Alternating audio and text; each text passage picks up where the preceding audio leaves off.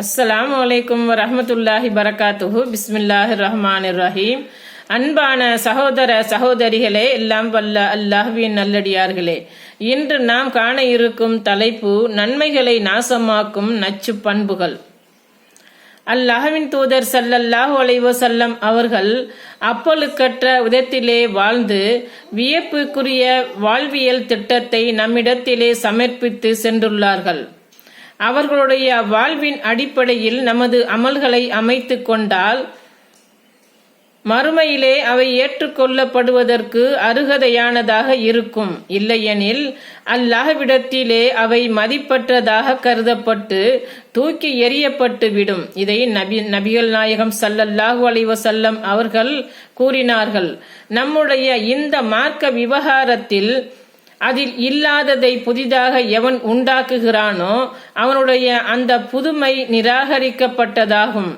அறிவிப்பவர் ஆயிஷா ரலியல்லாஹு அன்ஹு, நூல் புகாரி 2679.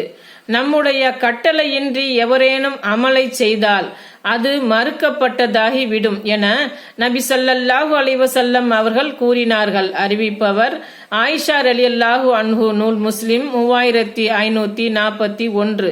அநேகமான முஸ்லிம்கள் அன்னலாரின் வழிமுறையை சரியான முறையில் அறியாமல் அவருக்கு நேர் மாற்றமாக பல வணக்க வழிபாடுகளை செய்வதோடு அவர்களுடைய சொல் செயல் அங்கீகாரமின்றி பல காரியங்களை நன்மை கிடைக்குமென கருதி செய்து கொண்டிருக்கின்றார்கள்.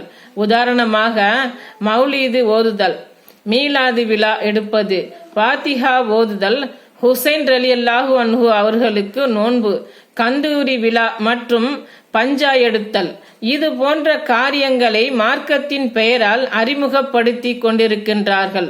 மறுமையிலே இந்த நூதனமான காரியங்களுக்கு நன்மை கிடைக்காததோடு இவை நரகத்திலே தள்ளக்கூடிய வழிகேடுகள் என நபிகள் நாயகம் ஸல்லல்லாஹு அலைஹி வஸல்லம் அவர்கள் எச்சரித்துள்ளார்கள்.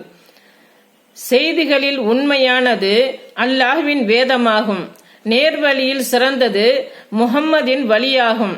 காரியங்களில் மிக கெட்டது புதிதாக ஏற்படுத்தப்பட்டதாகும். புதிதாக ஏற்படுத்தப்பட்டவை அனைத்தும் வழிகேடாகும். வழிகேடு அனைத்தும் நரகத்திற்குரியவை ஆகும். அறிவிப்பவர் ஜாபிர் ரலியல்லாஹு அன்ஹு, நூல் நஸஈ 1578.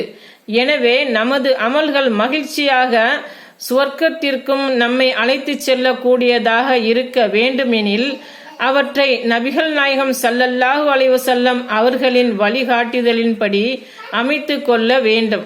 அஸ்ஸலாமு அலைக்கும் வரஹ்மத்துல்லாஹி பரகாத்துஹு.